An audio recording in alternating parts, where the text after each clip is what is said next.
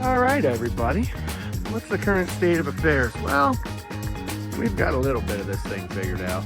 I am currently going around securing the tie bar, which eventually I'm also going to do on the inside so that we can fill this up with insulation. It's gonna be awesome. So here's the door opening. Got to cut the threshold out. We're gonna use 3/4 inch plywood for the floor. I'm gonna use some marine grade stuff, which means we're gonna put some kind of a rubber sealant on this. I guess kind of as a thermal barrier, but mainly because that stuff will have the treated whatever in it, and that eats metal. So can't let metal touch that. And here's where we are. We've got the wall framed up all the way around it. We did a roof pitch. It's a little bit less than a foot. You may be able to see it. On the back right here, we'll have a window. And then I'm gonna get a full door, 80-inch door, whatever the height is. And the entire door will be glass, if I can find one of those. And I guess we're gonna build a removable staircase here. Something that we just slide up against it, put a handrail on. That's about all we'll need. And yeah, so as of now, I'm going around. I'm using these awesome handy dandy washers, rubber with these stainless steel self-tapping screws, right? So we're shooting these in all the way around, about every 10 inches or so. I'm taking the material and pulling it up tight. See on the floor that if I take it here and I pull up nice and tight on it, I guess I already got some screws in there, but nice and tight on it, it gets that floor nice and flat inside. This had a little bit of water in it because, you know, but the water slowly bleeds out. So it's kind of like a vapor barrier. It's just sort of like, I don't know, Tyvek in a way. But the idea here, we are gonna go underneath each one of these floor joists the whole way up, and I have to decide whether I'm going to use a metal strap or if I'm just going to use these underneath and secure it. And we'll see how it holds up when I throw 8 inches of fiberglass in there, because that's what we're insulating the floor with. So that's the current progress of the tiny home. And yeah, you know, it's been slow going. We haven't gotten a whole lot done with it recently. Alejandra's having her little chit chat over there on the phone. But yeah, that's us. And stay tuned. Didn't want to leave you guys completely in the dark for too long, but haven't had a whole lot that I've gotten done here recently. So it's not very detailed, but yeah, that is where we are in December, a week or so before Christmas. So my hope is that a shower right here, toilet right there, probably the bathroom sink here, a cabinet on that side. There's going to be a wall here. Up above, there'll be a loft there, giving us right around 6 foot or 6 foot and change of height. We're a little over 9.5, right around 9.5 feet-ish on the ceiling. So I'm going to do some structural work there, so I don't have to have a lot of loss of depth between the bed and the lower. And we'll have a little loft bed and a little staircase here on the far wall. I'll build some cabinets in that. On this side, I'm going to do countertop cabinets underneath, water pump, water storage, water heater. We're going to hide somewhere in all that. And then a little living room area. We're going to build a cabinet here, and then I'll have a mini split above this window. There's going to be a window on this side right here, which I still have to frame out. That's why you see the wall studs here are spaced a little bit differently in a couple of places. And then entry door on this side. The roof pitch is pitching this way. We're going to put a gutter across it. And that's us. A little bit of solar panels on the roof. Solar panels are going to help. This is one thing I thought about too. The standoff with the rainwater hitting that and then the metal roof under it. By having the solar panels on there, it creates a sound deadening effect. So I'm going to focus on coming from the very front edge, coming back above where the bed is. So when we have a heavy downpouring rain, if you happen to be sleeping up there, you're not going to hear much of it. Anyway, follow along. We'll keep on going. All right, guys. So I got stacks and stacks of this 12-foot pieces of this drip edge material. I got lots of self-tapping screws. So what I did was I made myself a little jig here with a screw hole every foot, and I am currently pre-drilling all of these holes on this thing so that we can then come back. And what we're going to do with this piece of material is we're going to go right on the lower section of the frame right here, and it's going to give me a point that I can rest my corrugated on when I go to close the walls in. There's going to be a lot of corrugated on this because I've got so much of this stuff. I do want to do something kind of decorative on the outside, but I kind of want to go with this industrial look, right? So we got the undercarriage all sealed up. We're going to create a drip edge, which will give us a little bit of a kick. That's going to give us a resting place for our wall panels to attach. And then we got this material right here, which is a 14 gauge. We got a whole bunch of it, actually. We got piles of it sitting there, long pieces, and I got a whole bunch of this stuff. This is, you know, that's the thing about doing the business I do. You end up with so much leftover material. So basically what this is it's steel, right? And it goes on the walls like this. We're using a self-tapping stainless steel screw, and what it does is it gives you somewhere horizontally to attach all of your panels, right? So we're going to run that the whole length of this, multiple rows, but it also stiffens the wall up. It doesn't make the panel work like a shear plate, or you know, it keeps the wall rigid, right? We're going to end up running some of them as cross braces as well, and that way when this thing is going down the road and it's rocking and rolling, we're not going to see any warpage in the panels. The panels are just going to be hanging on. They're not going to be actually, you know, holding any of the shear stresses, which these wall studs are going to want to twist back and forth backwards from the pressure of the wind if you're towing it. Although I probably will only move this maybe once every 2 years to just go update the tags, because we're going to have it here. We're going to be using it here on our property. Yeah, we're just drilling some holes.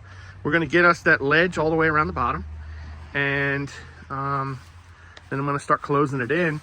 I've got my brackets, which I'm going to lay out across the top on both sides. So when I actually cut my rafters, they'll just drop right into place. Shoot screws in them, bada bing, bada boom, and the roof should go on quickly. I'm going to be also using the corrugated on the roof, probably a different design of the panel. And yeah, you've seen the shipping container homes, right? Effectively, this thing is not going to look that much different than this, with the exception of the, you know, the doors, and the roof will be more flush. Can't have the roof hanging out like that. It'll catch wind, and on the sides, if you do that, you're going to exceed the trailer width allowance. So we can't do that. But yeah, so that's where we are. We've got lots of projects going on, but we're plugging along. Anyway, what do you guys think? You think I'm nuts? I think I'm nuts. This is crazy. We'll fast forward a couple days, y'all. We got this heavy drip edge material on the bottom here. I went ahead and made a kind of a fender shape out of it, and we got her kind of closed in, right? Yeah, not bad. Instead of putting a corner trim piece on, I just kind of bent it, wrapped the corner with it, and that's where we are. I kind of want to get on the mission of closing this thing in now, because I want to start working on you know, interior, electrical, that kind of stuff. You see some cross bracing I sort of just added in there to stiffen the wall up a little bit. We'll probably add a little bit more down that way around that window opening, and that's us. So we're out here. It's kind of a spitting rain today. We're gonna go ahead and try and put a few more of these panels on and go from there. So go in the comments, tell me what you guys think so far.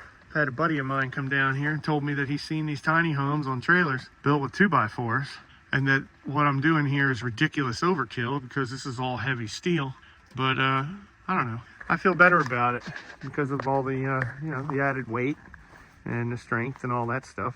You know, having that I-beam underneath it, and then 8 inches of steel to pack full of insulation. It's going to be pretty good. It's going to be, I don't know, what do you call it, a 4 seasons type of thing. But we're going to go ahead and get all this corrugated on here. And then once I get the interior figured out, we'll come back. We'll punch a hole up here in the loft for the window there.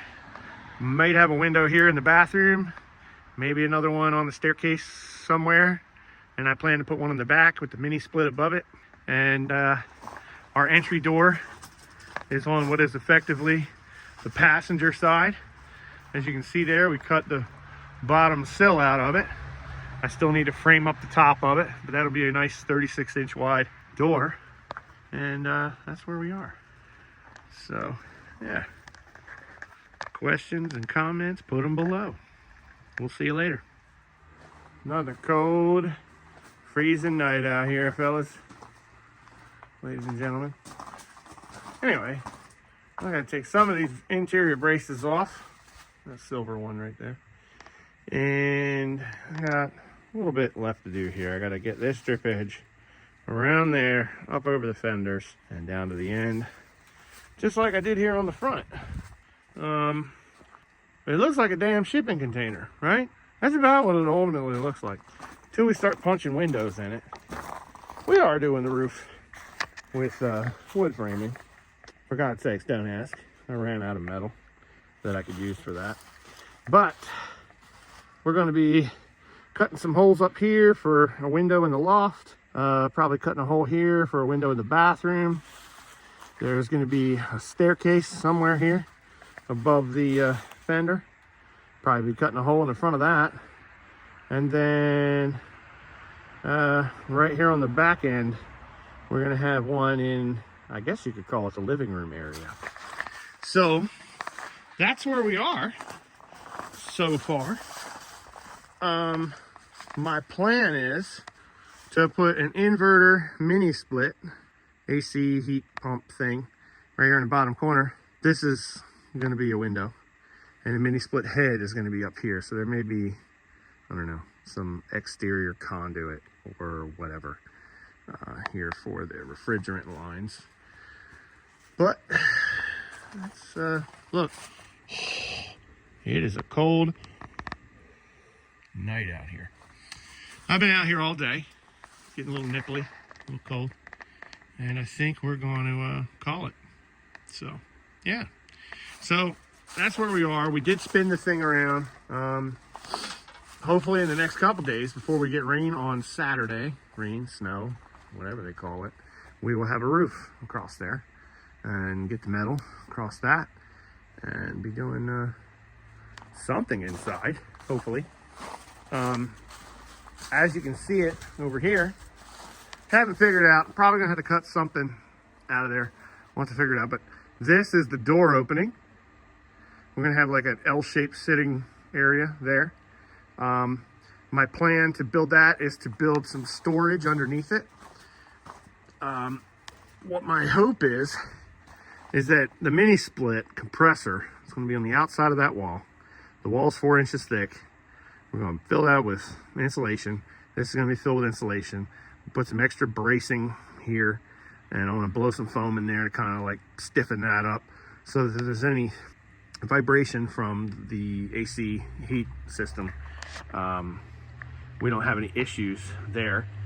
And when I have the window here, the bottom of the window gonna be somewhere in that area. I don't know what the hell the height of this is, but my idea is that if I build a little, I don't know what you want to call it, dining room table, living room thing, if I build that here, it's going to give me storage space underneath the seats, and it'll be extra material, extra depth, extra stuff, padding, whatnot, to buffer the sound of the compressor that's going to be on the outside. These things are super silent, they're super quiet, but when you're elevated up off the ground and it's mounted to the frame, you're going to get some kind of noise through that. So we're going to have the loft up there, the bed, and then, you know, kitchen counter stuff here, refrigerator. So I'm trying to put the HVAC stuff as far away from the sleeping quarters as we can, creature comfort. And yeah, So hopefully up here we can put the head of the mini split, and at some point here we'll get this this door framed out, pick a spot to cut some of this random bracing. I just had a bunch of material. I'm trying to make it nice and stiff. We're using 3/4 inch marine grade plywood for the floor. Don't want any bouncing or springing. And yeah, we're gonna stuff this whole puppy with fiberglass. So hopefully soon, preferably sooner than later, I am gonna be inside of here doing electrical, running wires through the walls. I'm gonna have more cell phone chargers, more lighting, all LED, than you ever heard of in your entire life, because God, do I hate being somewhere that you can't find an outlet to plug something in. But anyway, so we're working on getting her watertight, getting her sealed up, and getting it to where I can work somewhere that I'm not gonna freeze to death. So that's us. I know it doesn't look like much, but it's like 23 feet long, and yeah, it's 13 foot 3.5 inches tall, I think, right now. Of course, that was before we put all the weight on it, right? So the suspension, as it gets heavier and heavier, is going to compress, so it's going to get shorter. So I'm trying to stay under the 13'6", but I'm accounting for a little bit of, you know, the suspension getting a little lower. So that's another factor. As we fill up water tanks, as we put a refrigerator in it, as we start putting interior panels, toilet, all that kind of stuff, air conditioning compressor, there's going to be jacks on all 4 corners so that we can stabilize this thing. That's all going to add weight. These 2 axles are rated for 14,000 pounds. It's not going to spend a lot of time on the road, but and they're also the larger diameter tires. So if we needed to, we could change out the tire to get us a little bit additional height clearance, right? But this thing's the size of a tractor trailer, half the size, right? We got half of it. But she's going to be great. All right, everybody. We're just jamming along here on the tiny home build, and I'm being told by Mrs. Claus that it's too cold outside. It's mucho frío. Yeah. So we're pretty much done. And it's her birthday. Feliz cumpleaños. Oh, thank you. I love you too. Anyway, this is where we are. Freezing cold out here. In the cold, yeah. So that's it as of the moment. It's starting to get an inside to it. It's getting there. Yep. Anyway, yeah, that's us. So I think we're being vetoed. Time to go post a YouTube video in the calor casa, because she doesn't want to be outside anymore. So that's it. Something else we're doing, people, for sound transfer. This is not sponsored by these people. And for insulation ability, I'm trying to separate metal to metal contact as much as possible. So what we're doing is we're blowing foam everywhere that we can blow foam. And this stuff expands a little bit. This is actually in the door opening, right? So we're just gonna go ahead and blow this whole thing full. Don't know if it's gonna let me film this, but and what it does, as you can see, is it gets in there and seals everything up. Bada bing. See, it just shoots right out of the end of the nozzle and just kind of splatter it everywhere and fill all these gaps up. It may expand a tiny bit, so you don't want to go too heavy with it, but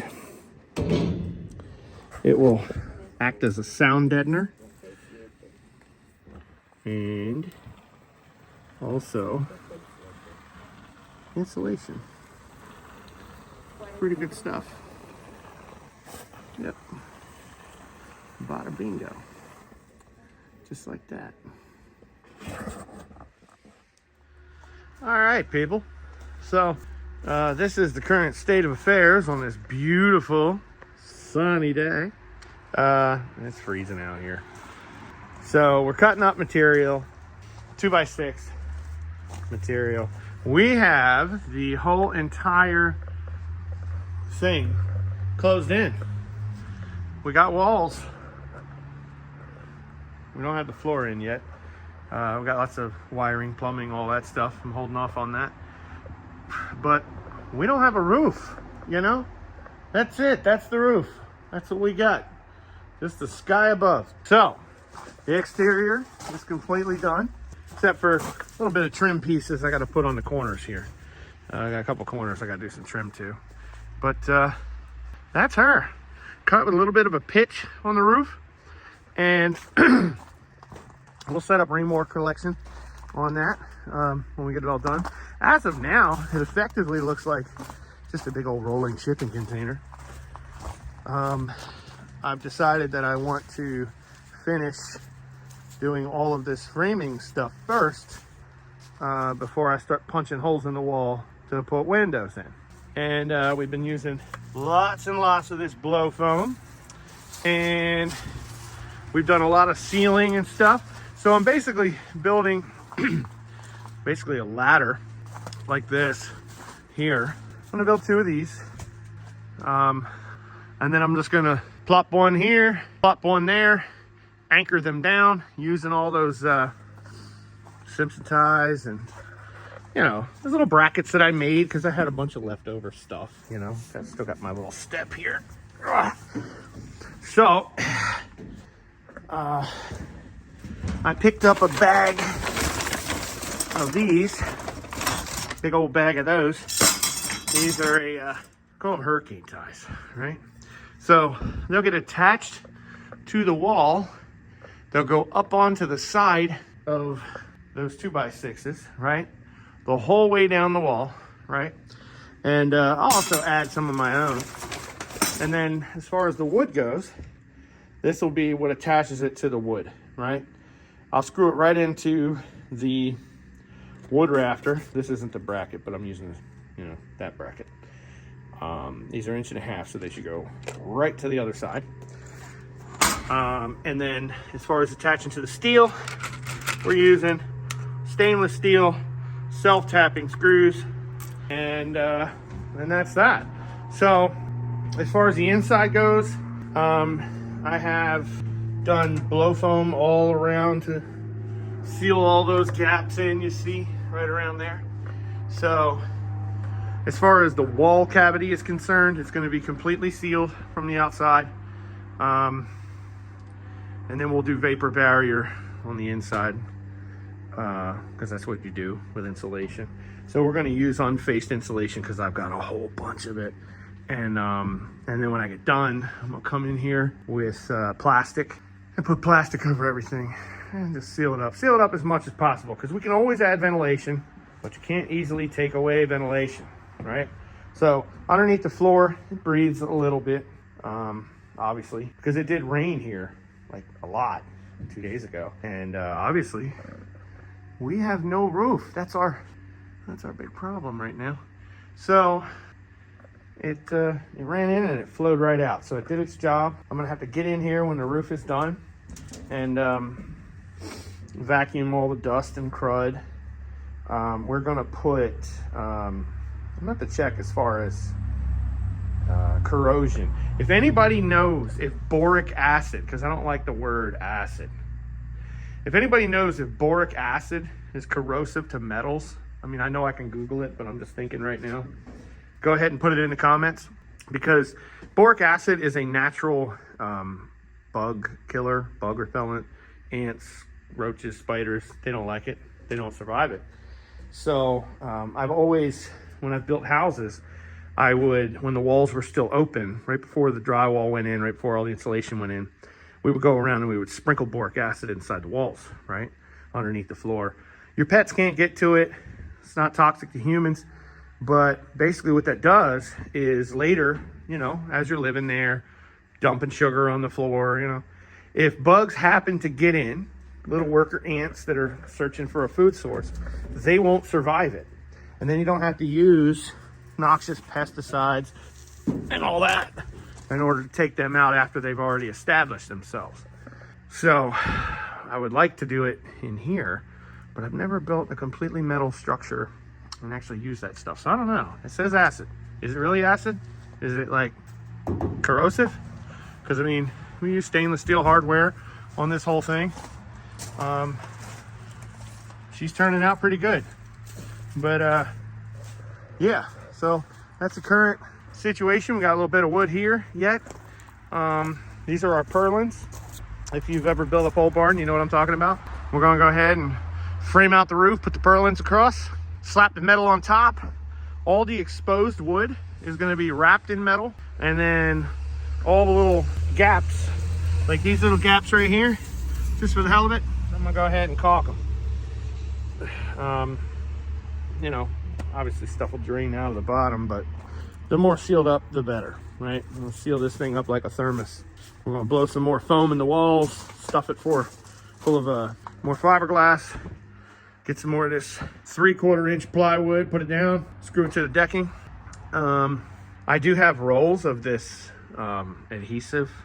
It's actually roof repair stuff, but if anybody knows what Dynamat is in the auto stereo system world, basically you put this material, you stick it right to the back of thin sheet metal, and it stops vibration from transferring through the metal and bringing sound through. So when you're driving down the road, or like undercoating for your vehicle, when you're driving down the road, it keeps the loud noises from road noise and all that from getting through.